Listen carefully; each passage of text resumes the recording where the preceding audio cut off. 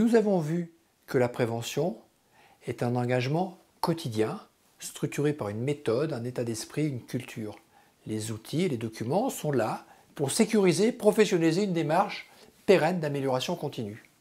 Quelles que soient les exigences, ces outils doivent être conçus et déployés, en premier lieu pour les travailleurs, au service de la finalité de la prévention et de la protection de la santé, de la sécurité, et non pas seulement pour répondre à une obligation, qu'elle soit réglementaire, contractuelle ou normative. La vie n'a pas de prix. Faisons en sorte de rendre le travail plus sûr, plus engageant, plus performant. J'aimerais terminer ce cycle par un propos optimiste, visant à démontrer que tous ces efforts ne sont pas vains.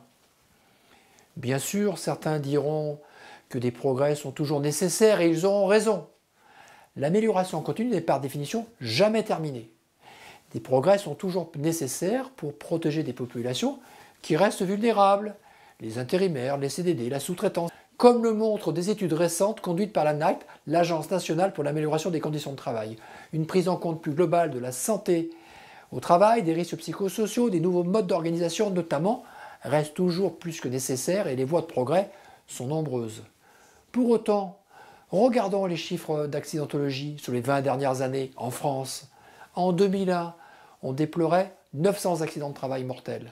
En 2020, le nombre de décès a été divisé de près de moitié, c'est encore 500 accidents de trop. Sur la période 2001-2016, le nombre global a diminué de 15% au niveau des accidents selon cette étude de l'ANACT. Ces évolutions sont la conséquence de multiples facteurs. Le renforcement d'exigences réglementaires qui a entraîné parallèlement à un renforcement des exigences contractuelles des donneurs d'ordre à l'égard des entreprises intervenantes. L'employeur, rappelons-le, est soumis à une obligation de résultat, complétée d'une obligation de moyens, renforcée. Si en matière d'environnement, le principe pollueur-payeur est intégré au plan international comme au plan national, le principe casseur-payeur s'applique de plus en plus souvent dans un contexte où la collectivité publique n'accepte plus et n'a plus les moyens de supporter seule le coût de la santé au travail et de la réparation des dommages. La recherche, le maintien et le développement de la compétence sont aujourd'hui des facteurs clés de succès alors même que les entreprises expriment des difficultés pour recruter dans de nombreux secteurs d'activité. Cette pression sociétale a amené nombre d'entreprises à professionnaliser leur démarche de prévention avec des résultats mesurés. À titre d'exemple, les associations MAS regroupent près de 5000 entreprises adhérentes engagées dans un processus de certification du système du management santé, sécurité et environnement. Ces entreprises rendent compte semestriellement de leurs résultats sécurité à leur association. Ces derniers sont vérifiés lors des audits tierces parties. Les chiffres montrent que les entreprises débutantes engagées dans la certification ont des taux de fréquence légèrement supérieurs à la moyenne des entreprises en France. Ce sont généralement des entreprises qui, pour la plupart, sont exposées à des travaux à risque, de la maintenance, des travaux publics, du bâtiment, etc. Lorsque ces entreprises obtiennent la certification pour la première fois, pour un an, leurs résultats sont meilleurs, légèrement meilleurs que ceux des entreprises non certifiées. Cette tendance va se poursuivre et s'accélérer au fur et à mesure des années.